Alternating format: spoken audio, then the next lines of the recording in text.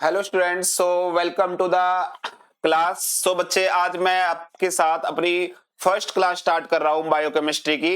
ठीक है, तो हम इसको बायोकेमिस्ट्री को बहुत ही इंटरेस्टिंग वे में और बेसिक से और कुछ कॉन्सेप्ट्स के साथ समझेंगे स्टार्टिंग में। लेकिन हमने एक चीज हमेशा याद रखनी है बच्चे, कि जो ये वीडियोस देख रहे हैं ये मतलब एक टाइप से आपको सीरीज में देखनी है ना। ऐसा नहीं कभी कोई वीडियो देख ली कभी, क्योंकि ना कुछ चीजें पिछली वाली क्लास से आपको इंटरलिंक्ड मिलेगी, कनेक्टेड मिलेगी। तो उस हिसाब से आपको पहले सीरीज से स्टार्ट करनी है, मतलब पहली वीडियो, फिर सेकंड, थर्ड, फोर्थ, फिफ्थ, इस तरीके से। ठीक है, तो ये एक डिस्क्लेमर था जो आपको फॉलो करना है बच्चे। लेकिन अब मैं जो आपको समझाने जा रहा हूं वो सबसे पहले आज मैं आपको 4 फॉर्मूला बताऊंगा, जिसमें से 3 फॉर्मूला तो आज की वीडियो लेक्चर में, नेक्स्ट फॉर्मूला जो फॉर्मूला नंबर 4 होगा वो आपको नेक्स्ट क्लास में करवाऊंगा। तो यहाँ पे जो फॉर्मूलाज है वो क्या है, वो एक्चुअल में बेसिक कॉन्सेप्ट्स है जो आपको पता होने चाहिए। ठीक है, तो मैं स्टार्ट करता हूं। ज्यादा मतलब मोटिवेशन वाला तो लेक्चर देने की जरूरत नहीं है कि कैसे पढ़ना है। सिंपली बस एक तरीका फॉलो करना है। जब आ गए हो सुनने तो उसको सुनो और सीरीज से सुनो, अच्छे से नोट्स बनाओ, रिवाइज करो। सिंपल सा जो मैं आपको पहले भी बताता आया हूं कि यही है revision. Revision is the best जो स्टूडेंट लाइफ में होनी चाहिए, मतलब सबसे बेस्ट पार्ट है आपकी रूटीन वर्क का। कहने का मतलब मेरा ये है। ठीक है, चलिए, तो बायोकेमिस्ट्री में बच्चे हम बेसिक कॉन्सेप्ट डिस्कस करने वाले हैं। इससे पहले ना, फॉर्मूला बताने से पहले मैंने आपको आज बताया मैं आपको 4 फॉर्मूले करवाऊंगा। 4 में से आज की वीडियो लेक्चर में 3 करवाऊंगा। ठीक है, अब मैं आपको बताता हूं यहाँ पे एक कहानी कि फॉर्मूला बताने से पहले हमारी बॉडी में ना बच्चे हमारी बॉडी 3 स्टेट से गुजरती है। कितनी स्टेट से? 3। तो हमारी बॉडी में कौन कौन सी स्टेट होती है? एक होती है फेड, जिस तरह हम बताते ना भाई स्टेट कितने टाइप की, solid state, liquid state, gaseous state. तो वो एक सॉलिड, लिक्विड, गैस, एक तो वो स्टेट होती है। एक हमारी बॉडी के अंदर जो स्टेट्स होती है बायोकेमिस्ट्री पॉइंट ऑफ व्यू से, वो 3 स्टेट होती है। एक होती है फेड, ठीक है, और एक होती है फेड, पहली होगी फेड। अब जो दूसरी स्टेट होगी बच्चे वो होगी, फेड के बाद आएगी second state, that is fasting, fasting state. और जो थर्ड स्टेट होती है वो है स्टारवेशन स्टेट। ठीक है, fed state, fasting state and starvation state. ठीक है, अब फेड किसको बोलते हैं? फीड करना। फीड करना मतलब बच्चे कि कुछ खाना, है ना। तो फेड स्टेट क्या होगी? जैसे ही आपने कुछ खाया, ठीक है, जैसे ही आपने कुछ खाया, खाने से लेकर 2 घंटे तक उसको बोलेंगे फेड स्टेट। ठीक है, तो फेड मतलब आफ्टर टेकिंग फूड। जैसे ही आपने कुछ ना कुछ खाया, आफ्टर टेकिंग फूड, यहां से टाइम स्टार्ट हो जाएगा। सपोज करो सुबह आपने 9 बजे ब्रेकफास्ट किया, सुबह आपने 9 बजे ब्रेकफास्ट किया, तो 9 से 11 आपकी बॉडी फेड स्टेट में रहेगी, आफ्टर टेकिंग फूड। ठीक है, 2 आवर्स ड्यूरेशन, 2 घंटे का समय आपका बॉडी की स्टेट में रहेगी फेड। तो फेड का मतलब तो यही है ना कि आपकी बॉडी ने कुछ खा लिया। ठीक है, अब धीरे 2 घंटे के बाद ना, धीरे धीरे अगर आपने कुछ नहीं खाया ना, अब 2 घंटे के बाद फिर खा लिया तो फिर फेड स्टेट में, फिर खा लिया तो फिर फेड स्टेट में। तो लेकिन अगर सपोज करो आपने 2 घंटे तक, दो यानी जैसे सुबह 9 बजे ब्रेकफास्ट किया और 9 से 11 आपकी बॉडी फैट स्टेट में है, धीरे धीरे मूवमेंट होती रहेगी फैट से फास्टिंग स्टेट में। तो फास्टिंग स्टेट बोलते हैं बच्चे, फास्टिंग और स्टारवेशन स्टेट ऐसी है जिसमें हम कुछ नहीं खाते। फास्टिंग एंड स्टारवेशन स्टेट ऐसी है जिसमें हम कुछ नहीं खाते। तो फास्टिंग स्टेट किसको बोलेंगे? कि हमको 12 से 18 घंटे हो गए, 12 से 18 घंटे तक हमने कुछ नहीं खाया। फैट स्टेट खाने वाली स्टेट, फास्टिंग स्टेट और स्टारवेशन स्टेट ना खाने वाली स्टेट। भाई आपको 12 से 18 घंटे हो गए, आपने कुछ नहीं खाया, तो इट मींस फास्टिंग स्टेट में आप। अगर आपको स्टारवेशन, स्टारवेशन का मतलब बहुत लंबी फास्टिंग, मतलब 1 से 3 दिन तक, 1 से 3 दिन तक अगर आपने कुछ भी नहीं खाया पिया, खाना का मतलब ये है कि बॉडी में ग्लूकोज नहीं गई। ये नहीं कि सर हमने तो खाया नहीं बट हमने पी लिया, जूस पी लिया, उसमें भी तो ग्लूकोज है ना, यानी हमने बाहर से बॉडी को ग्लूकोज नहीं दिया, कहने का मतलब ये है। तो फास्टिंग एंड स्टारवेशन स्टेट का ये मतलब है कि हमने बॉडी को बाहर से ग्लूकोज नहीं दिया। ठीक है, कुछ भी नहीं दिया खाने में, ना खाने में और ना पीने में, ठीक है। पीने में बस ये हो सकता है कि भाई पानी पी रहे, तो पानी एक तरीके से बॉडी को फास्टिंग स्टेट में ही रखेगा, ठीक है। आप ये कह सकते हैं कि सर हमने खाया नहीं बट पानी पानी पिया, तो कोई बात नहीं, पानी में तो कुछ है नहीं ना हमारे कार्बोहाइड्रेट, फैट, प्रोटीन, तो उस हिसाब से अगर हम बात करें तो फैट स्टेट मतलब हमारी बॉडी खा रही है, ठीक है। आपने ब्रेकफास्ट कर लिया है तो उसके 2 घंटे तक का समय आपकी बॉडी फैट स्टेट में रहेगी। फिर फास्टिंग एंड स्टारवेशन स्टेट, इसमें आपने कुछ नहीं खाना, ठीक है, तो कुछ भी नहीं खाया, तो उस हिसाब से अगर 12 से 18 घंटे हो गए हैं कुछ ना खाए तो फास्टिंग, अगर 1 से 3 दिन हो गए हैं तो स्टारवेशन। तो ये जो मैंने यहाँ पे टाइमलाइन दी है ना बच्चे, ये थोड़ा आसान बनाने के लिए दी है, एक्चुअल में टाइमलाइन ओवरलैप करती है, ये टाइमलाइन ओवरलैप करती है। मैं ये यहाँ पे आपको बोल दूं कि ये पत्थर की लकीर नहीं है कि 12 से 18 घंटे आपको कुछ ना खाए होगे तो उसको हम फास्टिंग बोलेंगे, ठीक है। अब कोई कहे जी मैंने तो 11 घंटे से भी कुछ नहीं खाया, तो उसको भी फास्टिंग बोल सकते हैं। मतलब एक टाइमलाइन दी है ताकि हमारे लिए थोड़ा इजी रहे, लेकिन ये ओवरलैप कर सकती है। किसी के साथ ना जिद्दी मत बांधना कि भाई 12 से 18 घंटे कुछ नहीं खाया तभी हम इसको फास्टिंग स्टेट बोलेंगे, ऐसा नहीं है, ये चीजें ओवरलैप करती हैं, ठीक है। अब इसी बेसिस पे ना, अब देखो अगर आपने 8 PM रात को 8 बजे डिनर किया और डिनर करके आप 10 बजे सो गए, ठीक है, 10 PM पे सो गए, और फिर सुबह 6 बजे उठे, और फिर 8 बजे आपने, या 8 बजे या कहूं 8 साढ़े 8 बजे आपने ब्रेकफास्ट किया। क्या किया? ब्रेकफास्ट मतलब कुछ खाया। तो देखो इसका नाम क्या होगा, जो सुबह का खाना होता है उसको हम क्या बोलते हैं? ब्रेकफास्ट। तो अगर हम देखें पहले के जमाने में क्या होता था बच्चे, जो पहले के जमाने में यानी हमारे बुजुर्ग लोग शाम को 6 बजे, यानी कहते हैं कि सूरज के ढलने से पहले ही खा लेते थे, शाम को 6 बजे खा लेते थे, और वो जब सुबह 6 बजे उठते थे तो उनको 12 घंटे हो चुके थे, तो 12 घंटे हो गए तो इसका मतलब 12 घंटे तक उन्होंने कुछ नहीं खाया। या आप इसी का एग्जाम्पल ले लो, आपने 8 बजे डिनर कर लिया और सुबह 8 बजे आप कुछ खा रहे हो, तो इसका मतलब 8 बजे डिनर किया था, सुबह 8 साढ़े 8 कुछ खा रहे हो, तो इसका मतलब आपकी बॉडी कौन सी स्टेट में चली गई? क्योंकि 12 साढ़े 12 घंटे हो गए आपने कुछ भी नहीं खाया, तो आपकी बॉडी किस स्टेट में चली गई? फास्टिंग स्टेट में। तो इसलिए सुबह वाले नाश्ते का नाम क्या कर दिया? ब्रेकफास्ट, कि आपने कुछ खा के अपने फास्ट को ब्रेक कर दिया। तो इस हिसाब से ऐसे बोलते हैं कि भाई इसलिए इसका नाम ब्रेकफास्ट पड़ा, क्योंकि जब हम सुबह कुछ खाते हैं, लेकिन आज का रूटीन क्या है? आज तो भाई रात को 2-2 ढाई-ढाई बजे भी खा लेते हैं लोग, है ना। और हमने भी खाया है भाई, हम हॉस्टल लाइफ में मतलब 10 बजे 8 साढ़े 8 बजे डिनर किया, फिर 11-12 बजे या 1-1:30 बजे फिर हमने परांठे खा लिए, ठीक है। तो हॉस्टल में तो ऐसे ही चलता है ना। तो आज के हिसाब से जो ब्रेकफास्ट है ना, उसको ब्रेकफास्ट बोलना नहीं चाहिए। क्यों? क्योंकि फास्टिंग में तो हम रहते ही नहीं, 12 से 18 घंटे तो हम बीतने नहीं देते। ऐसा तो बहुत रेयर होता होगा कि भाई 12 से 18 घंटे हमने, 12 से लेकर 18 घंटे के बीच के टाइम तक हमने कुछ नहीं खाया हो, है ना। तो ये चीजें हैं। तो इसका अब क्या लिंक है? अब आ जाओ दोबारा अपने पॉइंट पे। तो हमारी बॉडी फैट स्टेट में रहती है, फास्टिंग स्टेट में रहती है, स्टारवेशन स्टेट में रहती है। फैट स्टेट को मैंने कहा कि कब तक चलेगी फैट स्टेट? सुबह 9 बजे ब्रेकफास्ट किया तो खाना खाने के 2 घंटे तक आपकी बॉडी फैट स्टेट में रहेगी। अब बच्चे जो फैट स्टेट है, तो फैट स्टेट में आपने बॉडी को कुछ खाने के लिए दिया है ना।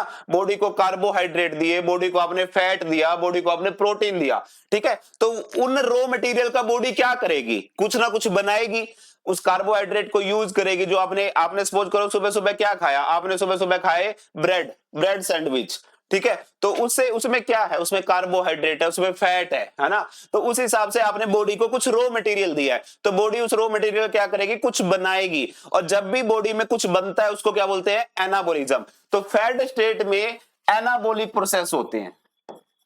फैट स्टेट में क्या होते हैं? Anabolic process. लॉजिकल है, कुछ गलत नहीं बोल रहा कि भाई फैट स्टेट मतलब आप बॉडी को कुछ दे रहे हो, चाहे कार्बोहाइड्रेट दे रहे हो, चाहे प्रोटीन दे रहे हो, चाहे फैट दे रहे हो, यानी बॉडी को रॉ मटेरियल दे रहे हो। तो बॉडी उन रॉ मटेरियल का, कार्बोहाइड्रेट का, प्रोटीन और फैट का कुछ ना कुछ बनाएगी। तो ऑब्वियस सी बात है, तो जब फैट स्टेट में हमारी बॉडी होती है तो उस टाइम बॉडी कुछ ना कुछ बनाती है, सिंथेसाइज करती है, इसलिए एनाबॉलिक प्रोसेस फैट स्टेट में होंगे।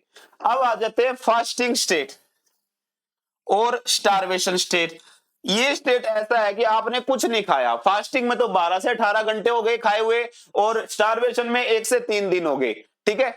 तो उस केस में अब भाई बॉडी को कुछ आपने रॉ मटेरियल नहीं दिया, और रॉ मटेरियल नहीं दिए हुए भी दो केसेस है, या तो 12 से 18 घंटे हो चुके हैं या फिर 1 से 3 दिन हो चुके हैं, ठीक है। तो उस केस में भाई बच्चे बॉडी क्या करेगी, रॉ मटेरियल तो दिया नहीं और लंबा टाइम भी हो गया रॉ मटेरियल ना दिए हुए, तो उस केस में बॉडी कैटाबोलिक प्रोसेस पे आ जाएगी, बॉडी खुद से ही कुछ तोड़ के, क्योंकि बॉडी को चाहिए एनर्जी, एनर्जी मतलब ग्लूकोज, तो बॉडी क्या करेगी अंदर के प्रोसेस, अंदर से ही कहीं ना कहीं तोड़ मोड़ के उससे वहां से ग्लूकोज एक्सट्रैक्ट करने की कोशिश करेगी, चाहे बॉडी फैट को तोड़े, चाहे बॉडी हम कहें कि भाई प्रोटीन को तोड़े। तो उस हिसाब से जो कैटाबोलिक प्रोसेस है बच्चे वो फास्टिंग एंड स्टारवेशन स्टेट में होते हैं। तो याद रखना फैट स्टेट में कौन से प्रोसेस होंगे, एनाबोलिक, और फास्टिंग एंड स्टारवेशन स्टेट में कौन से होंगे, कैटाबोलिक।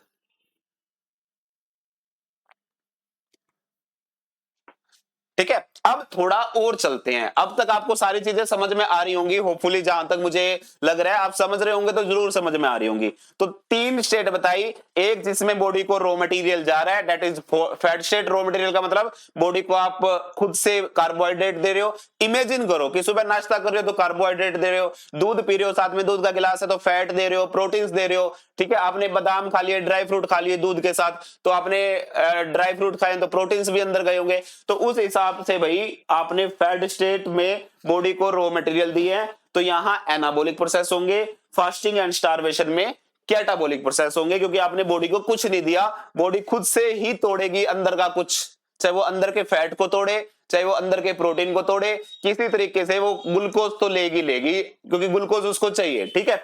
अब चलते हैं आगे, अब जो आगे की कहानी है बच्चे, अब हम देखते हैं फॉर्मूला नंबर 1, ठीक है। अब यहां से स्टार्ट होगा फॉर्मूला नंबर 1। अब फॉर्मूला नंबर 1 क्या कहता है, फॉर्मूला नंबर 1 कहता है कि कौन सा प्रोसेस कैटाबोलिक है, कौन सा प्रोसेस कैटाबोलिक है और कौन सा प्रोसेस एनाबोलिक है। हमारी बॉडी में जो प्रोसेस होते हैं वो कौन से कैटाबोलिक है और कौन से एनाबोलिक है, हमें पता होने चाहिए बच्चे, और हम इसको लॉजिकली सोचेंगे कि ये प्रोसेस कैटाबोलिक होगा और ये प्रोसेस एनाबोलिक होगा। तो पहले मैं आपको बताता हूं एनाबोलिक प्रोसेस, ठीक है, पहले एनाबोलिक बताता हूं। देखो एनाबोलिक कब स्टार्ट होंगे बॉडी में, जब हमारी बॉडी फैट स्टेट में होगी, यानी आपने बॉडी को रॉ मटेरियल प्रोवाइड करवा दिए, ठीक है, आपने बॉडी को रॉ मटेरियल प्रोवाइड कर दिया, आपने परांठे खा ली, जो भी आप खाते हैं, आपकी डाइट कुछ भी हो सकती है, या नॉन वेज है तो नॉन वेज डाइट होगी, वेज है तो वेज डाइट होगी, तो उस हिसाब से, ठीक है। तो एनाबोलिक प्रोसेस में जो सबसे पहले नंबर पे रहता है ग्लाइकोजेनेसिस, एनाबोलिक प्रोसेस सबसे पहले ग्लाइकोजेनेसिस, है ना। अब ग्लाइकोजेनेसिस क्या होता है, ग्लूकोज से ग्लाइकोजन बनना, ग्लूकोज से क्या, ग्लाइकोजन बनना, और ग्लूकोज क्या है, कार्बोहाइड्रेट है, तो ऑब्वियस सी बात है ग्लाइकोजेनेसिस, जहां पे वर्ड आ गया जेनेसिस, और जेनेसिस में भी ग्लाइकोजन, ग्लाइकोजन का बनना, ग्लूकोज से ग्लाइकोजन का बनना, तो ये हमेशा फैट स्टेट में होगा, है ना, क्योंकि आपने फैट स्टेट में कार्बोहाइड्रेट के रूप में ग्लूकोज प्रोवाइड किया है, तो उस हिसाब से ग्लाइकोजेनेसिस हमेशा फैट स्टेट में एक्टिवेट होगी। जो ग्लाइकोजेनेसिस का प्रोसेस है या उसके ग्लाइकोजेनेसिस के अंदर जो इन्वॉल्व होने वाले एंजाइम्स हैं वो भी सारे फैट स्टेट में एक्टिव होंगे, ठीक है। याद रखो ये ग्लाइकोजेनेसिस एक पूरा प्रोसेस है, ठीक है, उसके अंदर कम से कम सपोज करो 10 स्टेप है, तो 10 स्टेप पे हर स्टेप पे एक एंजाइम इन्वॉल्व होता है, तो वो एंजाइम भी फैट स्टेट में एक्टिव होते हैं, नहीं तो वो इनएक्टिव रहते हैं, है ना। अगर आपने कुछ नहीं खाया ना तो वो इनएक्टिव हो जाएंगे, जैसे ही आपने खाया आप फैट स्टेट में आ गए तो ग्लाइकोजेनेसिस के एंजाइम भी एक्टिवेट हो जाएंगे, ठीक है। तो पहला हो गया ग्लाइकोजेनेसिस, दूसरा हो गया बच्चे एचएमपी, दूसरा है HMP, hexose monophosphate pathway, hexose monophosphate pathway, ठीक है, एचएमपी। अब जो एचएमपी है ना बच्चे, एचएमपी, जो एचएमपी एक तो हमारी बॉडी में बनाता है एनएडीपीएच, एक तो बनाता है एनएडीपीएच, ठीक है। एचएमपी दो चीजें बनाता है, एक तो बनाता है राइबोस 5 फोस्फेट, राइबोस 5 फोस्फेट, ये बनाता है हमारी बॉडी में, दूसरा बनाता है NADPH। तो ये दो चीजें बनाने में हेल्प करता है HMP। ठीक है, तो हेक्सोज मोनोफॉस्फेट पाथवे, इसको HMP शंट बोलते हैं। मैं आगे बताऊंगा कि क्या है, सारे अच्छे से करवाऊंगा। तो HMP क्या है? हेक्सोज मोनोफॉस्फेट पाथवे है। ठीक है, तो ये एक NADPH बनाता है, एक राइबोस 5 फॉस्फेट बनाता है। ठीक है, तो ये बना रहा है दो चीजें, तो बना रहा है तो ऑब्वियस सी बात है एनाबोलिज्म किसको बोलते हैं? इसी को तो बोलते हैं जो बनता है। ठीक है, तो ऊपर क्या बन रहा था? ग्लाइकोजन बन रहा था, यहाँ पे राइबोस 5 फॉस्फेट और NADPH बन रहे हैं with the help of HMP shunt, तो उस हिसाब से HMP शंट बोलते हैं वैसे इसको। ठीक है, शंट का मतलब क्या होता है वो मैं आपको बाद में बताऊंगा। तो ये दो हो गए, दोनों के दोनों एनाबोलिक है, हमेशा आपको याद रहेंगे, प्रीवियसली रहेंगे, क्योंकि मैंने बताया एनाबोलिक का मतलब होता है बनना। तीसरा बच्चे फैटी एसिड सिंथेसिस, तीसरा यहीं पे लिख रहा हूं। ठीक है, कैटाबोलिक हम यहां लिखेंगे, कैटाबोलिक यहां लिखेंगे, तीसरा ये एनाबोलिक यहां लिख रहा हूं। तीसरा है कोलेस्ट्रॉल सिंथेसिस, कोलेस्ट्रॉल सिंथेसिस। ठीक है, कोलेस्ट्रॉल का बनना, तो एनाबोलिज्म में सिंथेसिस ही तो होती है, तो कोलेस्ट्रॉल सिंथेसिस। चौथा fatty acid synthesis, fatty acid synthesis. और पांचवा बच्चे हम कहें ट्राइग्लिसराइड सिंथेसिस, ट्राइग्लिसराइड सिंथेसिस। तो ये सारे के सारे देखो, synthesis synthesis synthesis, glycogenesis, genesis का मतलब भी होता है सिंथेसिस। HMP, HMP हमेशा याद रखना दो चीजें बनाता है, NADPH बनाता है और राइबोस 5 फॉस्फेट बनाता है। तो ये सारे के सारे एनाबोलिक एंजाइम है बच्चे, कौन से? एनाबोलिक कहेंगे प्रोसेसेस है, और इसके अंदर जो एंजाइम इन्वॉल्व होते हैं वो भी एनाबोलिज्म का पार्ट है। ठीक है, तो वो एनाबोलिक एंजाइम है। अब आ गया यहां पे कैटाबोलिक। कैटाबोलिक में सबसे पहले एग्जांपल लिखो बच्चे, कैटाबोलिक में सबसे जो पहला एग्जांपल है वो है ग्लाइकोलिसिस, ग्लाइकोलिसिस। तो क्या होता है ग्लाइकोलिसिस? ग्लाइकोलिसिस होता है ग्लूकोज का टूटना। ठीक है, ग्लूकोज का टूटना। तो ग्लाइकोलिसिस में ग्लूकोज कब ब्रेक डाउन हो रहा है? तो ऑब्वियस सी बात है, फिर ये कैटाबोलिक हो गया। तो जब ग्लूकोज टूटता है ना बच्चे, ग्लूकोज क्या है? कन्वर्ट होता है पायरुवेट में, और ग्लूकोज है 6 कार्बन कंपाउंड। ग्लूकोज के अंदर कितने कार्बन होते हैं टोटल? 6, पता है, ऑब्वियसली पता होगा। पायरुवेट में होते हैं 3 कार्बन, तो ये 2 मॉलिक्यूल बनते हैं पायरुवेट के। तो मैं 2 इंटू पायरुवेट कर रहा हूं, इसका मतलब 2 मॉलिक्यूल पायरुवेट के बनते हैं। यानी जो 6 कार्बन वाला कंपाउंड ग्लूकोज था वो 3 कार्बन वाले दो में टूट गया, तो टूटा, तो डेट इज कैटाबोलिक प्रोसेस। तो इस हिसाब से ग्लाइकोलिसिस में ग्लूकोज और टूटता है पायरुवेट में। पायरुवेट तीन कार्बन का, ठीक है, ग्लूकोज 6 कार्बन का कंपाउंड है, तो 6 कार्बन में से 3 कार्बन निकल गए, तो 3 कार्बन के दो बन गए। तो उस हिसाब से 6 कार्बन जब 3 में टूटेगा तो कैटाबोलिक ही होगा ना। कैटाबोलिक का मतलब भी तो टूटना होता है, ब्रेक डाउन होता है। अब नेक्स्ट है लिंक रिएक्शन।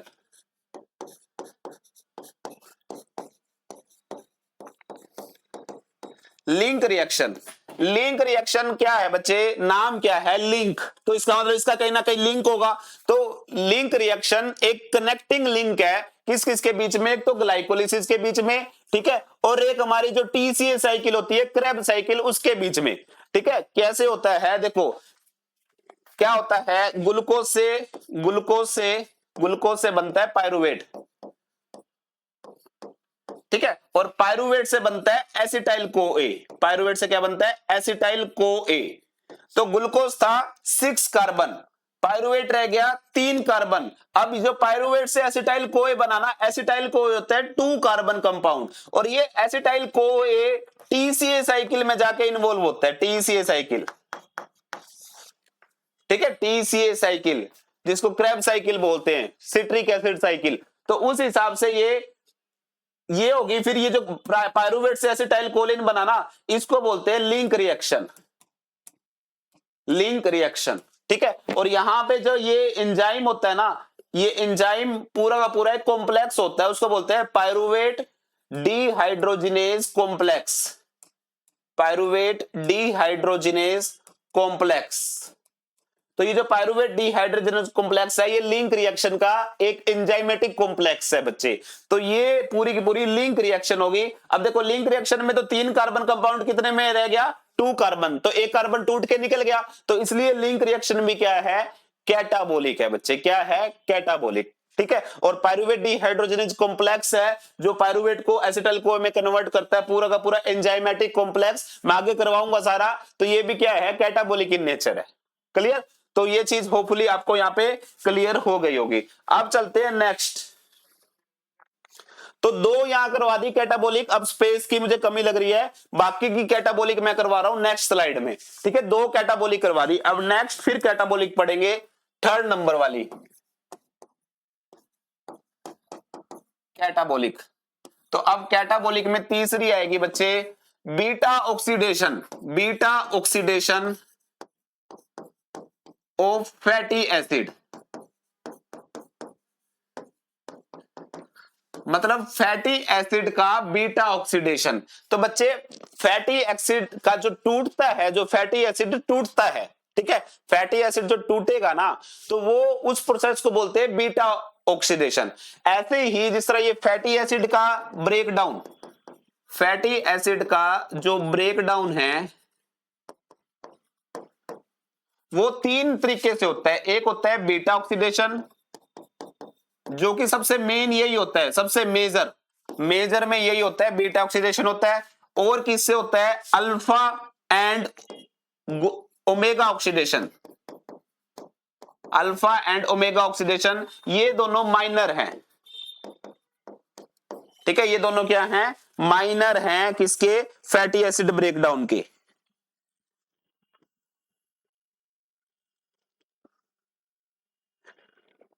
ठीक है, ये दोनों माइनर हैं।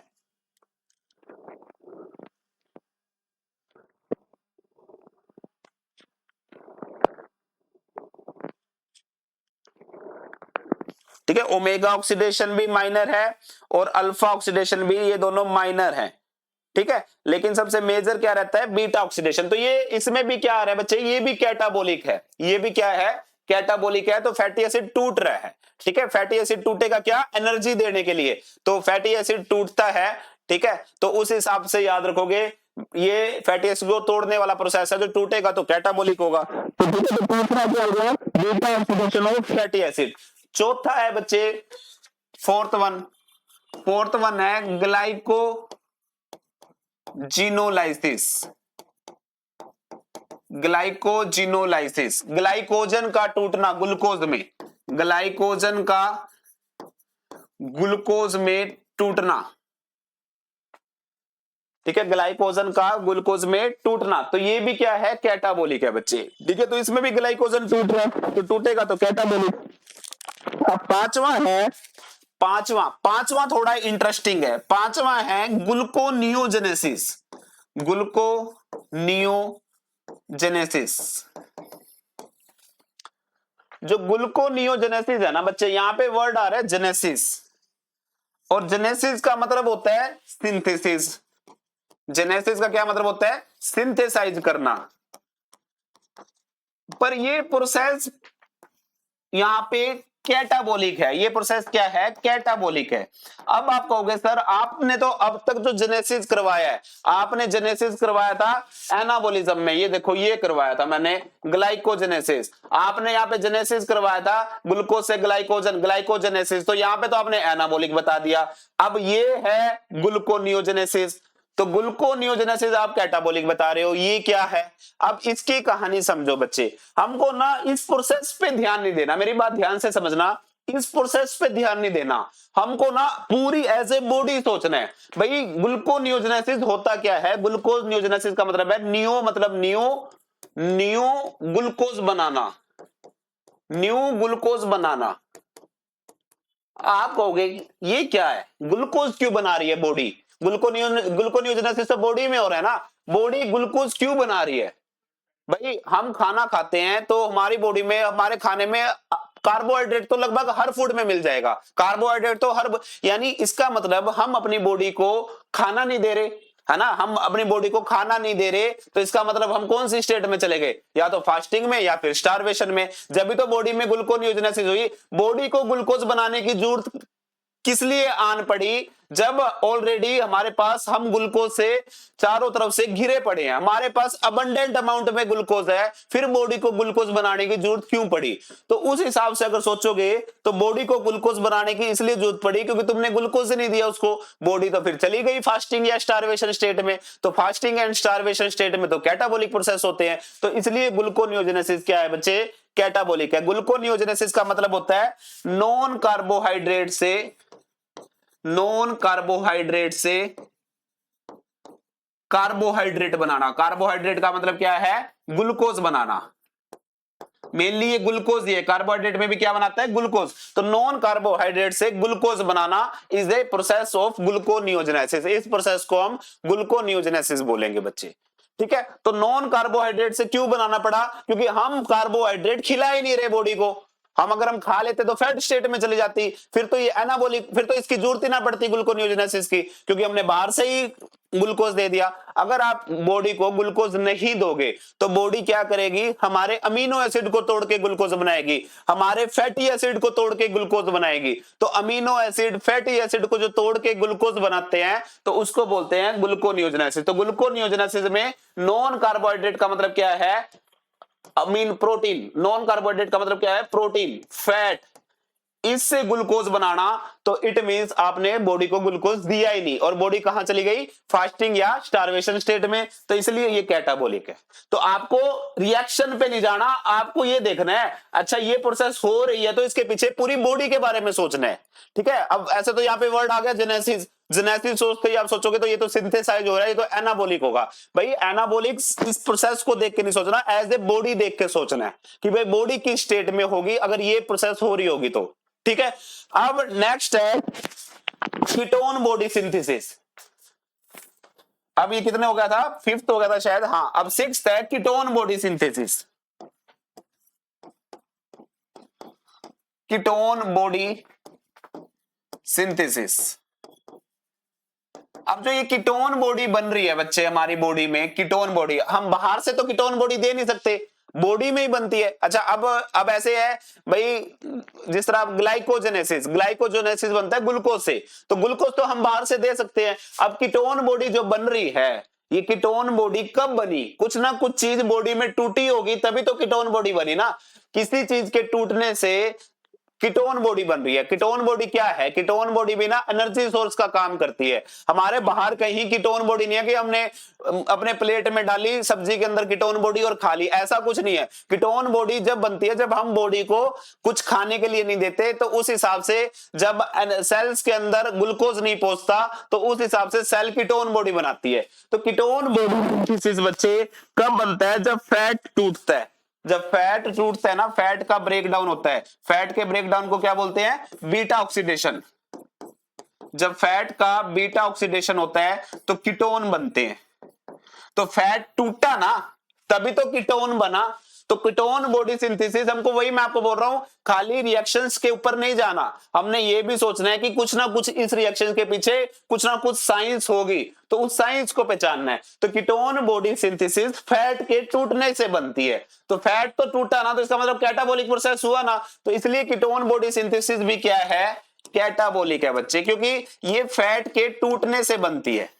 जब फैट का बीटा ऑक्सीडेशन होता है तो उसके टूटने से क्या बनती है, कीटोन बॉडी। तो ये हालांकि नाम में सिंथेसिस आ रहा है लेकिन है ये कैटाबॉलिक प्रोसेस, ठीक है। अब आ गया नेक्स्ट 7th नंबर प्रोसेस बच्चे। 7th नंबर है ketone body utilisation, ketone body का ब्रेकडाउन। कीटोन बॉडी का ब्रेकडाउन, और ब्रेकडाउन, जब कीटोन बॉडी टूटेगी ना बच्चे तो कीटोन बॉडी से हमको एनर्जी मिलेगी। कीटोन बॉडी ब्रेकडाउन, जब कीटोन बॉडी का ब्रेकडाउन होगा, टूटेगी, इसका ब्रेकडाउन हो गया तो इससे क्या मिलेगी, एनर्जी, ठीक है। तो इसका मतलब इस प्रोसेस को कीटोन बॉडी यूटिलाइजेशन भी बोल देते हैं, कीटोन बॉडी यूटिलाइजेशन। है ना। यूटिलाइज कब होगी, जब ये हमको एनर्जी देगी, और एनर्जी कब देगी, जब टूटेगी। तो चाहे इसको कीटोन बॉडी यूटिलाइजेशन बोल लो, चाहे कीटोन बॉडी ब्रेकडाउन बोल लो, बात एक ही है। तो कीटोन बॉडी जब ब्रेक हुई तो उससे क्या मिला हमको, एनर्जी मिली बच्चे। तो ये इसको भी, ये भी क्या होगा, कैटाबॉलिक प्रोसेस। ठीक है, तो कैटाबॉलिक प्रोसेस और एनाबॉलिक अगर मैं एक टेबल बनाऊं, यहां पे लिख रहा हूं एनाबॉलिक और यहां लिख रहा हूं कैटाबॉलिक, लेकिन मैं लिखूंगा शॉर्ट में, बस नाम नाम बोल लूंगा। ठीक है, पहले बताओ एनाबॉलिक। एनाबॉलिक में हमने कौन कौन से किए थे, ग्लाइकोजेनेसिस, ग्लाइकोजेनेसिस। दूसरा क्या था, HMP, HMP hexose monophosphate pathway, HMP shunt. इससे क्या बन रहा था, राइबोस 5 फॉस्फेट बन रहा था और एनएडीपीएच बन रहा था। ठीक है, तीसरा फिर हमने किया कोलेस्ट्रॉल सिंथेसिस, कोलेस्ट्रॉल सिंथेसिस। फिर हमने किया ट्राइग्लिसराइड सिंथेसिस, है ना, कोलेस्ट्रॉल सिंथेसिस, ट्राइग्लिसराइड सिंथेसिस। फिर हमने किया पांचवा fatty acid synthesis, fatty acid synthesis. तो ये सारे के सारे क्या है, एनाबॉलिक। कैटाबॉलिक में हमने किया बच्चे, पहला ग्लाइकोलिसिस, ग्लाइकोलिसिस, है ना।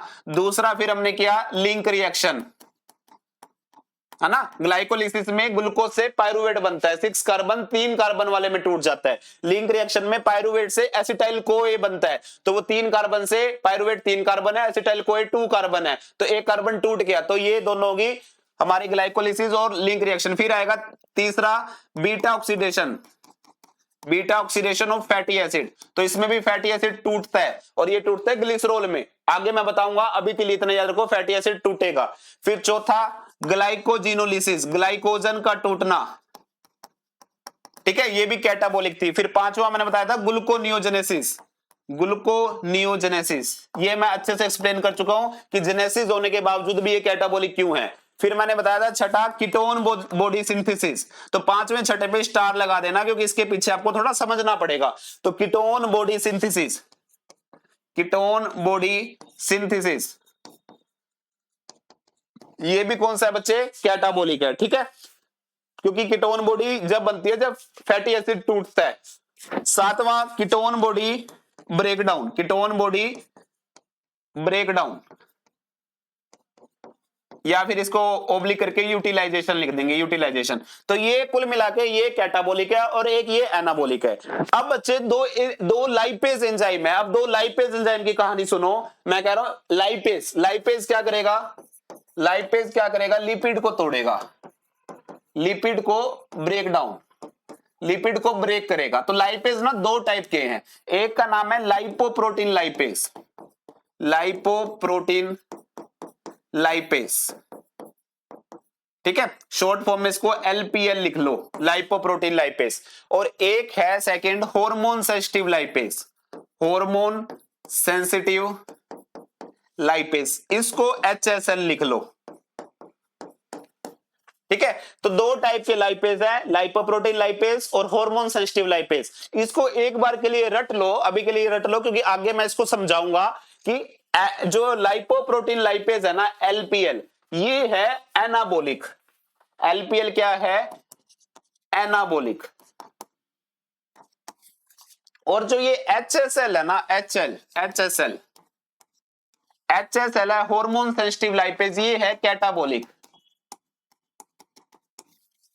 ठीक है, तो सेंसिटिव वाला कैटाबोलिक है। याद रखना, जो चीज ज्यादा सेंसिटिव होती है ना उसका ध्यान रखना पड़ता है, नहीं तो टूट जाती है ना। सेंसिटिव क्या है, कोई कांच की चीज होगी तो उनको बोलते हैं ना यार ये तो चीज सेंसिटिव है, तो सेंसिटिव वाली चीज हमेशा कैटाबोलिक होगी, टूटने वाली होगी। तो हम कहते हैं भाई ये चीज सेंसिटिव है, इसको ध्यान से लेके जाइयो, ज्यादा प्रेशर मत डालियो, ये सेंसिटिव चीज है, कभी टूट ना जाए। तो इस तरीके से याद रखना, हार्मोन सेंसिटिव लाइपेज, जिसमें सेंसिटिव वर्ड आएगा ना वो कैटाबोलिक होगी, और जो लाइपोप्रोटीन लाइपेज है वो एनाबोलिक होगा। तो दो लाइपेज है, हार्मोन सेंसिटिव लाइपेज और लाइपोप्रोटीन लाइपेज। तो इसको भी मैं अगर इस सीरीज में लिख दूं तो छठे नंबर पे आ जाएगा लाइपोप्रोटीन लाइपेज, ये एनाबोलिक है। और यहां पे 8वें नंबर पे आ जाएगा हार्मोन सेंसिटिव लाइपेज, ये कैटाबोलिक है। क्लियर। तो अब कुल मिला के बच्चे खाली यहां पे नाम नाम लिखे हैं, glycogenesis, HMP, cholesterol synthesis, triglyceride synthesis, fatty acid synthesis, lipoprotein lipase enzyme, यहाँ पे सारे नाम लिखे हैं जो इन रिएक्शंस में एंजाइम इन्वॉल्व होते हैं ना। फैटी एसिड सिंथेसिस में पता नहीं आपको कितने एंजाइम मिलेंगे, तो उन एंजाइम को भी एनाबॉलिक एंजाइम की ही श्रेणी में रखा जाएगा। जो कैटाबॉलिक, अब ग्लाइकोलिसिस के जितने एंजाइम्स है ना बच्चे, वो सारे के सारे कैटाबॉलिक एंजाइम्स हैं, मतलब एक तरीके से उनके एंजाइम्स को भी आपको उस हिसाब से सोचना है, ठीक है। बाकी मैं धीरे धीरे आपकी चीजें कुछ और थोड़ी, वो कहते हैं ना कि भाई इसको पॉलिश करूंगा, पॉलिश तो और पॉलिश करूंगा, फिर आप कोरिलेट कर पाओगे।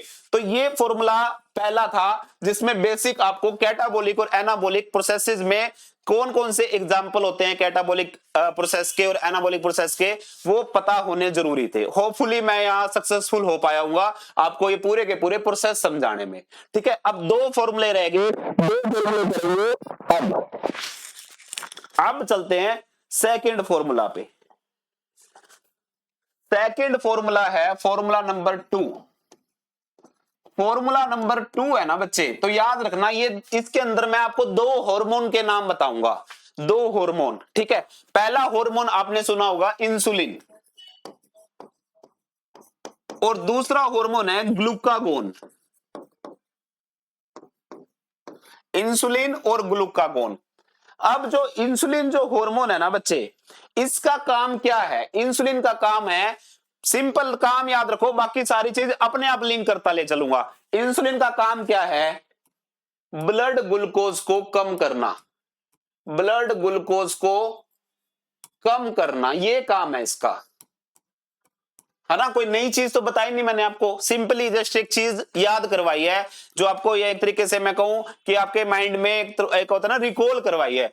तो इंसुलिन का काम है ब्लड ग्लूकोज कम करना। अब मुझे बताओ, आपकी बॉडी में और आपके बॉडी के ब्लड में ब्लड ग्लूकोज कब बढ़ेगा? 3 स्टेट है, fat state, second fasting state, third starvation state. इन तीनों स्टेट में आपकी बॉडी में ग्लूकोज कब बढ़ेगा? फैट में बढ़ेगा या फास्टिंग में बढ़ेगा, स्टारवेशन में बढ़ेगा? आप कहोगे सर फैट में बढ़ेगा, ठीक है। और मैं पूछूंगा क्यों, तो आपको होगा क्योंकि फैट में ना हम बॉडी को रॉ मटेरियल देते हैं, चाहे वो हम कार्बोहाइड्रेट दे रहे हैं चाहे वो प्रोटीन है, फैट में हम खाते हैं, फैट मतलब फीड करना, तो हम बॉडी को रॉ मटेरियल दे रहे हैं, चाहे हम कार्बोहाइड्रेट दे रहे हैं, चाहे हम प्रोटीन दे रहे हैं, चाहे फैट दे रहे हैं। तो कार्बोहाइड्रेट देंगे तो कार्बोहाइड्रेट जो कॉम्प्लेक्स कार्बोहाइड्रेट है वो सबसे सिंपलेस्ट कार्बोहाइड्रेट में कन्वर्ट होंगे, और जो सिंपलेस्ट है वो ग्लूकोज है। तो फैट स्टेट में ग्लूकोज का लेवल इंक्रीज होगा, लॉजिकल है, कोई ऐसी बात नहीं है। अब इसमें फास्टिंग और स्टारवेशन में हम कुछ भी रॉ मटेरियल नहीं दे रहे। फास्टिंग तो मतलब ये हो गया 12 से 18 घंटे हो गए कुछ खाए, और स्टारवेशन हो गया 1 से 3 दिन हो गए कुछ खाए। तो उस हिसाब से अगर हम सोचे तो यहां पे ब्लड ग्लूकोज लेवल क्या होगा बच्चे? जो ग्लूकोज लेवल होगा, ब्लड बी लगा रहा हूं, ब्लड ग्लूकोज लेवल क्या होगा? वो कम होगा। तो अब मुझे ये बताओ, इंसुलिन का काम है ब्लड ग्लूकोज को कम करना। जब ब्लड ग्लूकोज बढ़ जाएगा ना तो उसको मेंटेन करके कम करना। तो इस हिसाब से इंसुलिन कौन सी स्टेट में रिलीज होगा? Fat state. इंसुलिन कौन सी स्टेट में रिलीज होगा? फैट स्टेट, है ना। और अगर हम ग्लूकागोन का काम करें, ग्लूकागोन क्या करता है बच्चे? ब्लड ग्लूकोज के लेवल को बढ़ाता है, ब्लड ग्लूकोज के लेवल को इंक्रीज करता है, ठीक है। देखो, ब्लड ग्लूकोज के लेवल को कम करना, ब्लड ग्लूकोज को कम करना, ये तो करता है खाली इंसुलिन। इंसुलिन एक ही हार्मोन जो ब्लड ग्लूकोज, जो बढ़ा हुआ ब्लड ग्लूकोज उसको नॉर्मल लेके आएगा। जिस तरह नॉर्मल रहता है, सपोज करो 70 से 150 के बीच में, ये नॉर्मल है। तो आपने खा लिए भाई रसगुल्ले, 10 रसगुल्ले इकट्ठे खा लिए, तो आपका ग्लूकोज चला गया 300 पे, तो इंसुलिन रिलीज होगा 300 से वापस कितने की रेंज में ले आएगा? 70 से 150 के बीच में। तो जो बढ़े हुए ग्लूकोज को वापस रेंज में लाने वाला ना एक ही हार्मोन है, दैट इज इंसुलिन। इंसुलिन के पास ही है कि भाई वो जो बढ़े हुए ग्लूकोज को नॉर्मल रेंज में लेके आता है। लेकिन जो ग्लूकागोन है ना बच्चे, ये अकेला नहीं है जो ब्लड ग्लूकोज लेवल बढ़ाता है। ग्लूकागोन के साथ ना टीम है पूरी की पूरी, वो मैं आपको बताऊंगा बाद में। अभी इतना याद रख लो, ग्लूकागोन अकेला नहीं है, ग्लूकागोन के साथ पूरी की पूरी 4-5 लोगों की टीम है। ठीक है। तो ग्लूकागोन के साथ और भी हॉर्मोन्स है जो ब्लड ग्लूकोज का लेवल क्या करेंगे, इंक्रीज करेंगे। ठीक है, तो ब्लड ग्लूकोज का लेवल इंक्रीज करने की जरूरत कब पड़ेगी, कब पड़ेगी, जब बॉडी कौन से स्टेट में होगी, स्टारवेशन स्टेट में और फास्टिंग में। तो फास्टिंग एंड स्टारवेशन, ठीक है। तो इसमें जरूरी नहीं इसमें ग्लूकागोन ही काम करे, इसकी टीम के और मेंबर भी काम कर सकते हैं भाई, है ना। तो याद रखोगे फास्टिंग एंड स्टारवेशन में ग्लूकागोन एंड टीम काम करेगी, और जब फैट स्टेट होगा तो अकेला इंसुलिन काम करेगा। ठीक है, अब फैट स्टेट में कौन से पाथवे होते हैं बच्चे, फैट स्टेट में कौन से पाथवे होते हैं, एनाबॉलिक पाथवे। अभी हमने किया था कि फैट स्टेट में कौन से पाथवे होते हैं, एनाबॉलिक पाथवे। और फास्टिंग एंड स्टारवेशन स्टेट में बॉडी के अंदर कौन से पाथवे एक्टिवेट होते हैं, कैटाबॉलिक पाथवे। अभी हमने किया था ना, फैट स्टेट में एनाबॉलिक पाथवे चलेंगे क्योंकि बॉडी को रॉ मटेरियल मिल गया तो कुछ ना कुछ बनाएगा, और जो फास्टिंग एंड स्टारवेशन स्टेट में बॉडी को कुछ नहीं मिल रहा तो बॉडी खुद से तोड़ के अपना जुगाड़ करने की कोशिश करेगी। तो फास्टिंग एंड स्टारवेशन स्टेट में कैटाबॉलिक पाथवे एक्टिवेट होते हैं। अब आपको नाम भी पता है, एनाबॉलिक पाथवे के एग्जाम्पल भी याद है कौन कौन से पाथवे होते हैं, और कैटाबॉलिक पाथवे के एग्जाम्पल भी आपको याद है। अब मुझे ये बताओ, अब मैं इसको कोरिलेट करके चल रहा हूं। देखो इंसुलिन रिलीज हुआ फैट स्टेट में, फैट स्टेट में एक्टिवेट होते हैं एनाबॉलिक पाथवे। तो एक चीज हमेशा याद रखोगे बच्चे, एक चीज हमेशा याद रखोगे, क्या,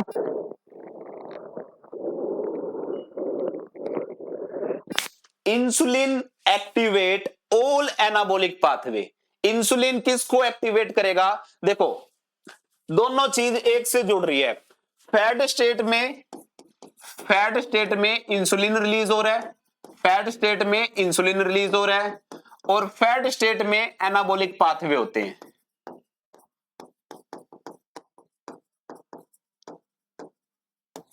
ठीक है, फैट स्टेट में इंसुलिन रिलीज हो रहा है और फैट स्टेट में ही एनाबॉलिक पाथवे एक्टिवेट होते हैं। तो मैं इसलिए कह रहा हूं insulin activate,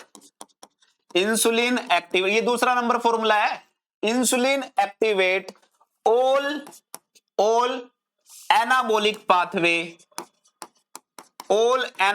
pathway and it's enzyme, insulin activate all anabolic pathway and it's enzyme, जो इसके एंजाइम्स इन्वॉल्व होते हैं। अब एनाबॉलिक पाथवे में आपको पता है कौन कौन से पाथवे हैं, एचएमपी क्या है, एनाबॉलिक पाथवे है। ग्लाइकोजेनेसिस, ग्लाइकोजन का बनना एनाबॉलिक पाथवे है। कोलेस्ट्रॉल सिंथेसिस क्या है, वो भी एनाबॉलिक पाथवे है। Triglyceride synthesis, fatty acid synthesis, lipoprotein lipase enzyme, वो भी क्या है, एनाबॉलिक एंजाइम है। तो insulin activate all anabolic pathway and it's enzyme. ठीक है बच्चे, जब भी कोई रिएक्शन होती है ना, जिस तरह एचएमपी है, अब एचएमपी का ना कोई रिएक्शन का रेट लिमिटिंग एंजाइम होता है, rate limiting enzyme. Rate limiting enzyme का मतलब क्या है, जो स्पीड डिटरमाइन करती है। भाई आपने कॉलेज जाना है, सपोज करो सुबह 9 बजे कॉलेज पहुंचना है, आपने बाइक स्टार्ट करी, ठीक है, यहां पे आपका कॉलेज है। ठीक है, अब ये रेड लाइट आई, एक रेड लाइट आई यहां पे, मैं रेड लाइट ही बना देता हूं। देखो एक रेड लाइट आई यहां पे, दूसरी आई यहां पे, तीसरी आई यहां पे, चौथी आई यहां पे, और पांचवी आई यहां पे। तो 5 रेड लाइट आ रही है, आपने कॉलेज पहुंचना है, आप बाइक पे हो या कार पे हो। ये रेड लाइट है सिर्फ 30 सेकंड की, ये रेड लाइट है सिर्फ 20 सेकंड की, ये है 60 सेकंड की, ये है बच्चे 300 सेकंड की, और ये है 10 सेकंड की। अब मुझे बताओ कि आपको सबसे ज्यादा यानी बाइक से कॉलेज पहुंचने का टाइम किस पे डिपेंड करेगा। आप सारे ट्रैफिक रूल फॉलो करते हो, अब ये मत कहना कि भाई मैं तो रेड लाइट तोड़ के जाऊंगा, तो क्योंकि आप तोड़ सकते हो लेकिन एंजाइम्स नहीं तोड़ सकते। आपके लिए सबसे रेट डिटरमाइन कि आप कॉलेज में फास्ट जल्दी पहुंच रहे हो या स्लो पहुंच रहे हो, वो कौन सी लाइट पे डिपेंड करेगा, 1 2 3 4 5, तो वो आएगा 4, जो 300 सेकंड की लाइट थी। सपोज करो ये भी आपने क्रॉस कर दी, सब 30 भी क्रॉस कर दी जल्दी, 20 भी कर दी, 60 भी कर दी, लेकिन जैसे ही 60 क्रॉस करी, इस लाइट पे पहुंचे ना, ये अभी रेड हुई थी, तो इसने आपके कितने मिनट ले लिए बच्चे, 300 सेकंड मतलब 5 मिनट। 5 मिनट ले लिए, तो इसका मतलब अब आप 5 मिनट लेट हो चुके हो ऑफिस पहुंचने में। तो इस तरीके से भी ना नंबर ऑफ रिएक्शन में, जिस तरह HMP है, इसमें सपोज करो 5 स्टेप है, तो एक स्टेप ऐसा होगा जिसके ऊपर स्पीड डिटरमाइन करेगी कि भाई ये स्टेप हो गया ना, तो इट मींस ये रिएक्शन फास्ट होने वाली है, तो उसको बोलते हैं रेट लिमिटिंग एंजाइम। जिस एक एंजाइम ऐसा होगा जो स्पीड को डिटरमाइन करेगा। जिस तरह यहाँ पे हमारी कौन सी लाइट है, हमारी लाइट है यहाँ पे 4th नंबर वाली, जो हमारा ये बता रही है हम कॉलेज कितनी जल्दी पहुंच सकते हैं। ठीक है, आप यहां रुक गए 30 सेकंड रुके, यहां रुक के 20 50, ये यहां पर भी रुक गए 60, तो 110 सेकंड हो गया ना। लेकिन ये ग्रीन मिली आपको, तो ये तो 5 मिनट आपके बचा गई। तो उस हिसाब से देखो, जो भी होगा एक चीज, एक स्टेप ऐसा होगा जो रेट लिमिटिंग होगा, ठीक है, जो आपकी स्पीड बताएगी। तो इस तरीके से रेट लिमिटिंग एंजाइम बहुत इंपॉर्टेंट स्टेप होता है हर एक रिएक्शन का। क्लियर। अब मैं आपको यहां पे बता दूं कि insulin activate all anabolic pathway and it's rate limiting enzyme. वैसे तो सारे एंजाइम आ जाएंगे, लेकिन रेट लिमिटिंग एंजाइम की कुछ अलग से इंपॉर्टेंस है जो मैंने अभी बताई, क्योंकि वो स्पीड बताती है कि रिएक्शन कितनी फास्ट होने वाली है या कितनी स्लो होने वाली है। तो insulin activate all anabolic pathway and it's rate limiting enzyme. तो एनाबॉलिक पाथवे आता ही आपको वो याद आ जाना चाहिए ये। ठीक है। अब बच्चे, हर चीज में एक्सेप्शन है, साइंस तो एक्सेप्शन से भरी हुई है, बट इंसुलिन ना सभी तो एनाबॉलिक पाथवे को भी एक्टिवेट करेगा, क्योंकि इंसुलिन फैट स्टेट में रिलीज हो रहा है और फैट स्टेट में एनाबॉलिक पाथवे होते हैं। इसके पीछे तो हमको बिल्कुल अच्छे से कॉन्सेप्ट क्लियर है, बट 2 कैटाबॉलिक पाथवे को भी ये एक्टिवेट करेगा। तो insulin activate all anabolic pathway and it's rate limiting enzyme and 2 catabolic जो पाथवे है, कैटाबॉलिक में आएगा glycolysis and link reaction.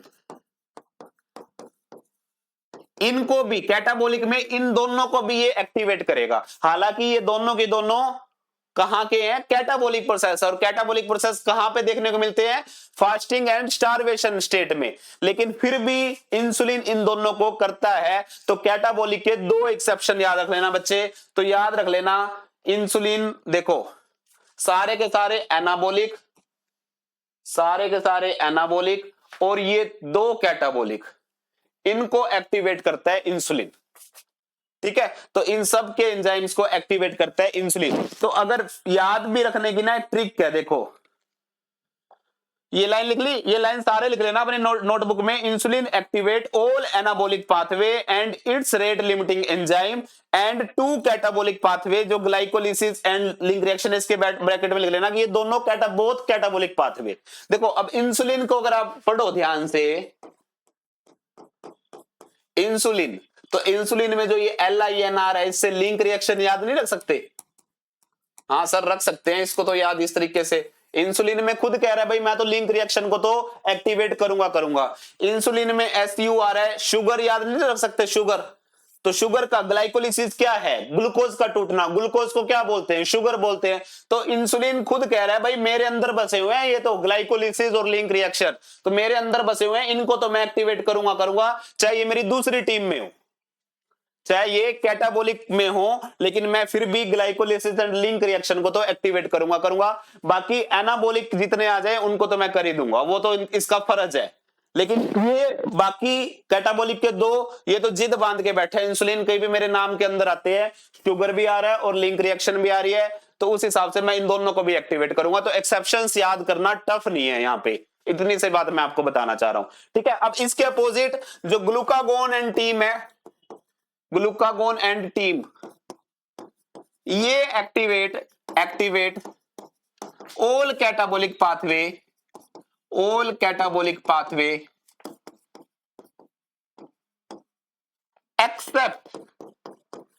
Except glycolysis and link reaction,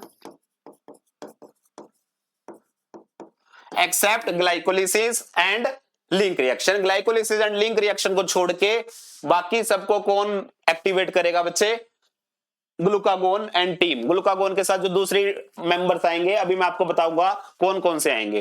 ठीक है, तो ये कहानी समझ में आ गई। चलिए, तो ये था हमारा फॉर्मूला नंबर 2। अब लास्ट फॉर्मूला जो बच्चे, फॉर्मूला नंबर 3, फॉर्मूला नंबर 3 से पहले बताने से पहले मैं आपको कुछ बेसिक्स और बताता हूं। देखो अब दो है, एक तो इंसुलिन है और एक ग्लूकागोन एंड टीम है, ग्लूकागोन एंड टीम। अब थोड़ा और समझते हैं चीजों को। अब इंसुलिन एंड ग्लूकागोन का पहले हमने रिलेशन देखा था, इंसुलिन का किसके साथ देखा था भाई, इंसुलिन का देखा था, ये रहा, फैट स्टेट में इंसुलिन भी रिलीज हो रहा है और फैट स्टेट में एनाबॉलिक पाथवेज भी होते हैं, इसलिए इंसुलिन सभी एनाबॉलिक पाथवे को एक्टिवेट करता है। लेकिन दो ये अपने मन की मानता है, क्योंकि इसके अंदर ये लगा लो लिंक रिएक्शन है, लिंक से लिंक, ये याद करने के तरीके हैं ना, तो इसके नाम में लिंक आ रहा है तो लिंक रिएक्शन, और शुगर आ रहा है तो ग्लाइकोलिसिस, तो इसको भी ये एक्टिवेट करता है। अब आ गया यहाँ पे इंसुलिन एंड ग्लूकागोन टीम। अब देखो, अब इंसुलिन एंड ग्लूकागोन का बच्चे हम साइक्लिक एएमपी का लेवल पे देखेंगे, किस पे, इंसुलिन और ग्लूकागोन, ग्लूकागोन एंड टीम तो सेम काम करने वाली है, तो इंसुलिन एंड ग्लूकागोन का हम देखेंगे साइक्लिक एएमपी के ऊपर लेवल। ठीक है, अब इंसुलिन और ग्लूकागोन, देखो ग्लूकागोन का ध्यान से देखना, ग्लूकागोन का बीच में सी आ रहा है, तो सी से याद रखना साइक्लिक और ए से एएमपी, तो ग्लूकागोन के अंदर बसता है सी ए, दैट इज साइक्लिक एएमपी। तो याद रखना ग्लूकागोन हमेशा साइक्लिक एएमपी का लेवल क्या करेगा, इंक्रीज करेगा बच्चे। ग्लूकागोन एंड टीम हमेशा साइक्लिक एएमपी का लेवल क्या करेगी, इंक्रीज करेगी, और इंसुलिन हमेशा साइक्लिक एएमपी का लेवल डिक्रीज करेगा। इन दोनों के हमेशा अपोजिट रिस्पॉन्स होंगे।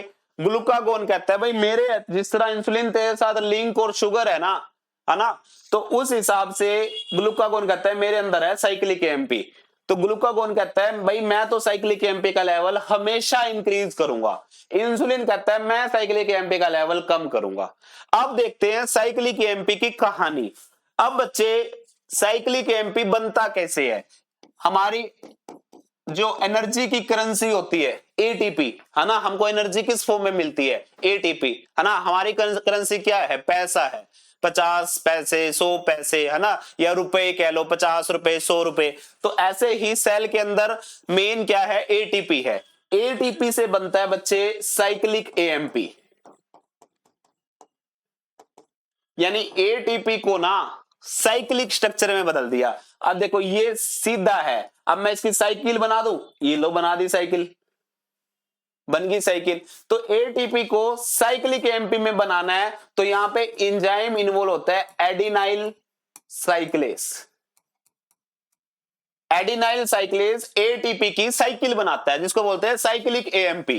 ठीक है, एटीपी किस में कन्वर्ट हो गया, साइक्लिक एएमपी में, तो साइक्लिक एएमपी बना एटीपी से with the help of enzyme adenylyl cyclase, जिसने साइकिल बना दी एटीपी की, फिर ये बन गया साइक्लिक एएमपी। अब साइक्लिक एएमपी का पता है क्या काम है बच्चे, साइक्लिक एएमपी का काम है प्रोटीन काइनेज ए को एक्टिवेट करना, प्रोटीन काइनेज ए को एक्टिवेट करना,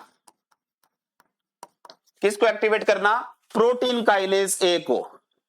जो प्रोटीन काइनेज ए है ना बच्चे, ये क्या करता है, प्रोटीन्स की फोस्फोराइलेशन कर देता है। प्रोटीन्स है ना, तो प्रोटीन्स के साथ अब जो अगर इसने प्रोटीन काइनेज ए ने काम किया तो प्रोटीन्स की फोस्फोराइलेशन कर देगा। अब प्रोटीन के साथ क्या कर देगा, फोस्फेट ग्रुप अटैच कर देगा, PO4 2 नेगेटिव, तो इसको बोलते हैं phosphorylation. Phosphorylation means phosphate group attach करना। वो किसने किया, प्रोटीन काइनेज ए ने, और प्रोटीन काइनेज ए को किसने एक्टिवेट किया, साइक्लिक एएमपी ने। तो साइक्लिक एएमपी का काम है फोस्फोराइलेशन करवाना, साइक्लिक एएमपी का क्या काम है, फोस्फोराइलेशन करवाना इस एंजाइम से, प्रोटीन काइनेज ए से। साइक्लिक एएमपी खुद फोस्फोराइलेशन नहीं करता, cyclic AMP protein kinase A को एक्टिवेट कर देता है, और जहां वर्ड काइनेज आ गया ना, काइनेज का मतलब ही फोस्फोराइलेशन है। तो इसने प्रोटीन्स हो गए, ठीक है, जितने भी बॉडी में प्रोटीन्स होते हैं, जिसको इसने प्रोटीन काइनेज ए ने फोस्फोराइल, जिस सेल में प्रोटीन काइनेज ए एक्टिवेट होता है उस सेल्स के अंदर जितने भी प्रोटीन्स होते हैं ना, उसके साथ उसके ऊपर ये फोस्फेट ग्रुप अटैच कर देता है, तो उसको बोलते हैं फोस्फोराइलेशन। ठीक है, तो साइक्लिक एएमपी कुल मिला के फोस्फोराइलेशन करवाता है विद द हेल्प, किसकी हेल्प लेके, प्रोटीन काइनेज ए को एक्टिवेट करके। अब जो साइक्लिक एएमपी जब ये करवा चुका होता है ना फॉस्फोरिलेशन, जब साइक्लिक एएमपी ने फॉस्फोरिलेशन करवा दिया, अब साइक्लिक एएमपी कहता है चलो जी मेरा काम हो गया, अब इसके ऊपर काम करता है फोस्फोडाइस्ट्रेज।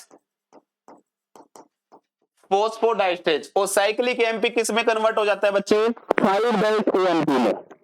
साइक्लिक एएमपी किस में कन्वर्ट हो जाता है, 5-AMP में।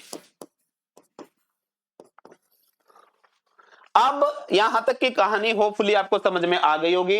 अब मुझे ये बताओ, इंसुलिन आपको पता है साइक्लिक एएमपी का लेवल कम करता है, डिक्रीज करता है। ग्लूकागोन, नाम में ही सी आ रहा है, साइक्लिक एएमपी आ रहा है, ग्लूकागोन एंड टीम।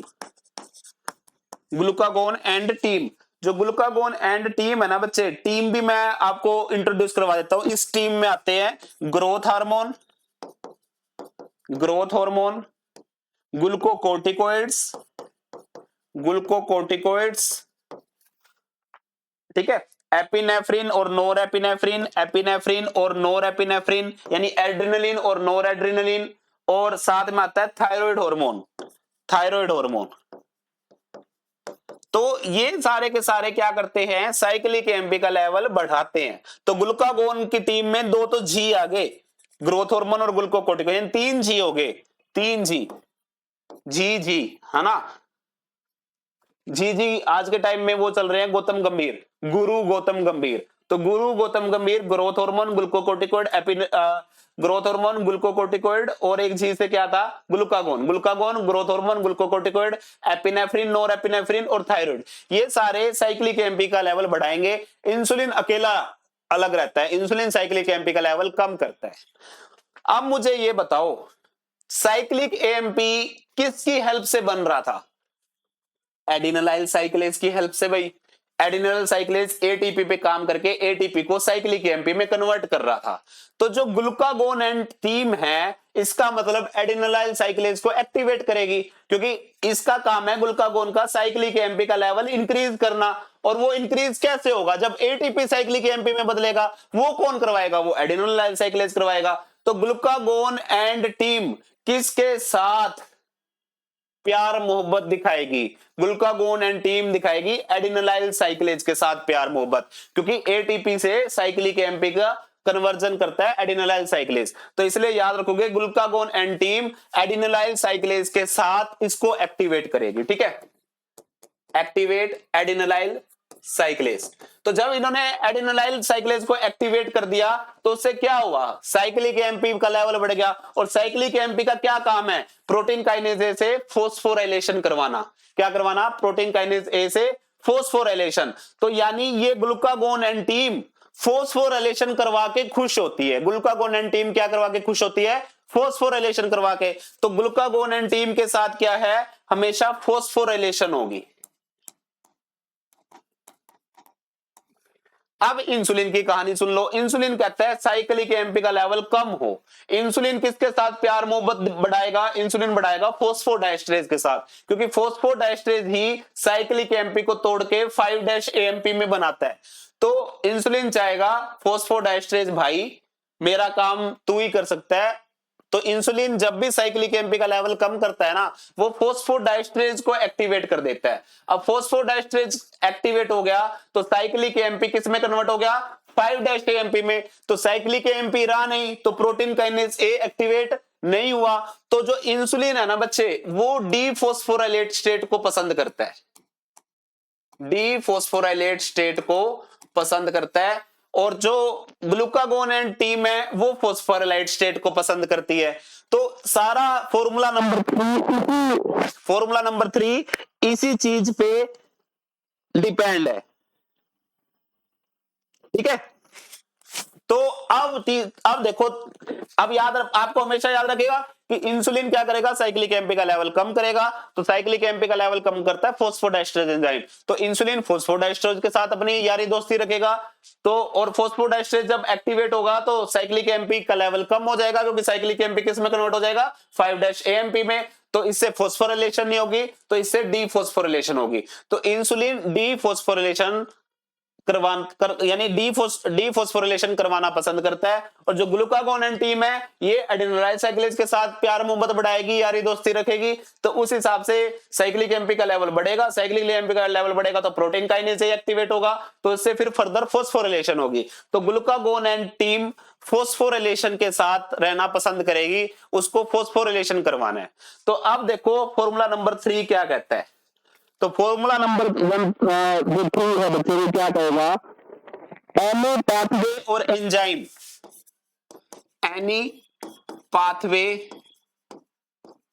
या एंजाइम ऑफ दैट पाथवे, कोई भी पाथवे या उस पाथवे का एंजाइम, ठीक है, which is activated by insulin, जो कि इंसुलिन जिसको एक्टिवेट कर रहा है, which is activated by insulin, which is activated by insulin is active in its dephosphorylate state, वो एक्टिव होगा, इज एक्टिव, चाहे कोई भी पाथवे है, कोई भी एंजाइम है जिसको इंसुलिन एक्टिवेट कर रहा है, वो एक्टिव होगा कौन सी स्टेट में, एक्टिव होगा डीफॉस्फोराइलेट स्टेट में, डीफॉस्फोराइलेट स्टेट में। अब आप कहोगे सर हमको तो पता है इंसुलिन किसको एक्टिवेट करता है, तो जितने भी एनाबॉलिक प्रोसेस हैं, जितने भी anabolic process starting with glycogenesis, HMP, triglyceride synthesis, हम कहें फैटी एसिड सिंथेसिस, हम कहें कोलेस्ट्रॉल सिंथेसिस, हम कहें लाइपोप्रोटीन लाइपेज, और हम कहें कैटाबॉलिक के 2 ग्लाइकोलिसिस एंड लिंक रिएक्शन, जितने भी इंसुलिन से एक्टिवेट हो रहे हैं वो सारे के सारे एंजाइम डीफॉस्फोरिलेट स्टेट में एक्टिव होंगे, क्योंकि इंसुलिन को क्या पसंद है, साइक्लिक एमपी का लेवल कम। तो इंसुलिन क्या चाहेगा कि सारे के सारे एंजाइम डीफॉस्फोरिलेट स्टेट में एक्टिव रहे, है ना। तो एंजाइम एक होता है एंजाइम और एक होता है एक्टिव एंजाइम। तो कुछ एंजाइम जब एक्टिव होते हैं, जब फॉस्फोरिलेशन होती है, तो ये जो फॉस्फोरिलेशन हो रही थी ना ये एक्टिव करने के लिए है, लेकिन हर एक के केस में नहीं है। जो इंसुलिन से एक्टिवेट होंगे ना, अब ये देखो, अब ये एंजाइम था, इसके साथ फॉस्फेट ग्रुप अटैच था, अब इंसुलिन क्या कहेगा, एंजाइम तेरे को एक्टिव होना है ना, तो ये एंजाइम एक्टिव होगा तो ये फॉस्फेट ग्रुप हट जाएगा, तो इसको बोलेंगे डीफॉस्फोरिलेशन। डी का मतलब होता है रिमूवल, फॉस्फोरिलेशन का मतलब फॉस्फेट ग्रुप का रिमूवल। तो इंसुलिन हमेशा डीफॉस्फोरिलेट स्टेट में एंजाइम को एक्टिवेट करता है, यही चीज मैं बता रहा हूं। और क्यों करता है, क्योंकि इंसुलिन साइक्लिक एमपी का लेवल कम करना चाहता है, इंसुलिन फॉस्फोडाइस्टरेज को एक्टिवेट करता है जिससे साइक्लिक एमपी का लेवल कम हो। इंसुलिन हमेशा डीफॉस्फोरिलेट स्टेट में एक्टिव करना चाहेगा एंजाइम्स को, ठीक है। तो जो इंसुलिन से पाथवे एक्टिव होते हैं, चाहे वो सारे के सारे एनाबॉलिक पाथवे हैं और कैटाबॉलिक का ग्लाइकोलिसिस एंड लिंक रिएक्शन है, वो सारे के सारे एंजाइम डीफॉस्फोरिलेट स्टेट में एक्टिव होंगे। क्लियर। अब चलते हैं नेक्स्ट, यही चीज मैं ग्लूकागोन के बारे में लिखूंगा। इफ एनी पाथवे और इट्स एंजाइम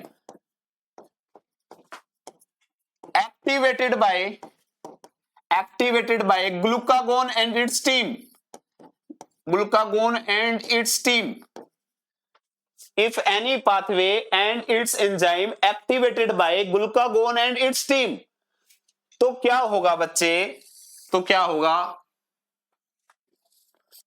तो वो एंजाइम और पाथवे फॉस्फोराइलेटेड स्टेट में एक्टिव होंगे, फॉस्फोराइलेट स्टेट में एक्टिव होंगे, तो वो एंजाइम फॉस्फोराइलेट स्टेट में एक्टिव होंगे। तो ग्लूकागोन और उसकी टीम कौन से मेटाबॉलिक प्रोसेस को, कौन से एक्टिविटीज को एक्टिवेट करती है, कौन से है मेटाबॉलिक प्रोसेस, वो कौन से हैं, ऑल कैटाबॉलिक एक्सेप्ट 2। तो इसमें कौन कौन से आ जाएंगे, ग्लूकोनियोजेनेसिस, ठीक है, ग्लूकोनियोजेनेसिस, कीटोन बॉडी सिंथेसिस। और कौन से हैं? Gluconeogenesis, ketone body synthesis, ketone body utilisation, अच्छा ग्लाइकोजिनोलाइसिस, फैटी एसिड का breakdown, beta oxidation of fatty acid. ठीक है, बस ग्लाइकोलिसिस एंड लिंक रिएक्शन को छोड़ के जितने भी कैटाबॉलिक एंजाइम है ना बच्चे, वो एंजाइम सारे के सारे फॉस्फोराइलेटेड स्टेट में एक्टिव होते हैं, क्योंकि इनको एक्टिवेट करता है ग्लूकागोन एंड इट्स टीम, और ग्लूकागोन हमेशा साइक्लिक एमपी का लेवल बढ़ाना चाहेगी। ठीक है, इसलिए ये एडिनोलाइल साइक्लेज को एक्टिवेट कर देती है, साइक्लिक एमपी का लेवल बढ़ जाता है, वो प्रोटीन काइनेस ए के थ्रू फॉस्फोरिलेशन करवा देता है, जिससे ये एंजाइम्स एक्टिवेट हो जाते हैं। क्लियर? तो इसमें भी एक एक्सेप्शन है। अब मैं आपको सिंपली एक एक्सेप्शन बताऊंगा और एक इसका एग्जांपल बताऊंगा। देखो, अब एक है फैटी एसिड सिंथेसिस, एक प्रोसेस है फैटी एसिड सिंथेसिस। ठीक है, आप कहोगे फैटी एसिड सिंथेसिस जी एनाबॉलिक प्रोसेस है। ठीक है, और एनाबॉलिक प्रोसेस है तो इंसुलिन इसको एक्टिवेट करेगा। अगर ये इंसुलिन एक्टिवेट हो रहा है तो इसका मतलब साइक्लिक एमपी का लेवल सेल में कम हो रहा है। साइक्लिक एमपी का लेवल कम हो रहा है तो इंसुलिन के जो फैटी एसिड के जितने भी एंजाइम है ना, वो कौन से स्टेट में होंगे? डीफॉस्फोराइलेटेड स्टेट में एक्टिवेट होंगे। अब तक यही सीखे हमने, डीफॉस्फोराइलेटेड स्टेट में क्या होंगे? एक्टिव होंगे, है ना। लेकिन फैटी एसिड सिंथेसिस में बच्चे एक एंजाइम होता है एटीपी सिट्रेट लाइस। फैटी एसिड सिंथेसिस में एक एंजाइम होता है एटीपी सिट्रेट लाइस। एटीपी सिट्रेट लाइस ये फैटी एसिड सिंथेसिस का एक एंजाइम है, लेकिन ये इंसुलिन इसको एक्टिव करता है, लेकिन ये फॉस्फोराइलेट स्टेट में एक्टिव होता है। ये कौन से स्टेट में एक्टिव होता है? फॉस्फोराइलेट। बस यही एक एक्सेप्शन है बच्चे, एक एक्सेप्शन फॉर्मूला नंबर 3 में सिर्फ यही है, एटीपी सिट्रेट लाइस फैटी एसिड सिंथेसिस का एक एंजाइम है, लेकिन एक्टिव होगा फॉस्फोराइलेटेड स्टेट में। क्लियर? तो कुल मिला के इस हिसाब से बच्चे हमने 3 फॉर्मूले पढ़े। तो तीनों फॉर्मूला का जो क्रक्स है वो क्या है? फॉर्मूला 1 हमें ये बताता है कि कौन सा कैटाबॉलिक प्रोसेस है और कौन सा एनाबॉलिक है। फॉर्मूला 2 हमें ये बताता है insulin activate all anabolic plus में 2 कैटाबॉलिक, और 2 कैटाबॉलिक भी इंसुलिन के नाम से निकालेंगे, link reaction, glycolysis and link reaction. ठीक है, उल्टा हो जाएगा ग्लूकागोन में, glucagon and its team,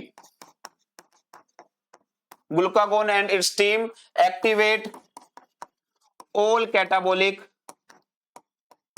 accept 2, और इसमें भी एक्सेप्शन कौन से हो जाएंगे? Glycolysis and link reaction. ये हो गया फॉर्मूला नंबर 2। और जो फॉर्मूला नंबर 3 है वो ये बताता है कि इंसुलिन जो भी पाथवे और एंजाइम्स एक्टिवेट करेगा वो डीफॉस्फोराइलेटेड स्टेट में एक्टिवेट करेगा, डीफॉस्फोराइलेटेड स्टेट में एक्टिवेट करेगा, और जो हमारा ग्लूकागोन एंड टीम है, ग्लूकागोन एंड टीम ये फॉस्फोराइलेटेड स्टेट में एक्टिवेट करेंगी, एंजाइम को फॉस्फोराइलेटेड स्टेट में एक्टिवेट करेंगी, क्योंकि इंसुलिन साइक्लिक एमपी का लेवल कम करता है और ग्लूकागोन साइक्लिक एमपी का लेवल बढ़ाता है। Glucagon and team cyclic MP का लेवल बढ़ाती है। ठीक है, बस एक एक्सेप्शन है यहाँ पे, इंसुलिन में जो एक फैटी एसिड सिंथेसिस है तो इसमें एक एंजाइम होता है एटीपी सिट्रेट लाइस, होना तो रूल के हिसाब से ये डीफॉस्फोराइलेटेड स्टेट में एक्टिव था, पर ये कौन से स्टेट में एक्टिव होता है? फॉस्फोराइलेटेड में एक्टिव होता है। ठीक है, तो ये 3 फॉर्मूले थे बच्चे, बाकी चौथा फॉर्मूला और कुछ क्वेश्चंस की प्रैक्टिस वो मैं करवाऊंगा आपको नेक्स्ट क्लास में। तो मिलते हैं विद नेक्स्ट क्लास। ठीक है, तो होपफुली आपने एंजॉय किया होगा session. Thank you so much.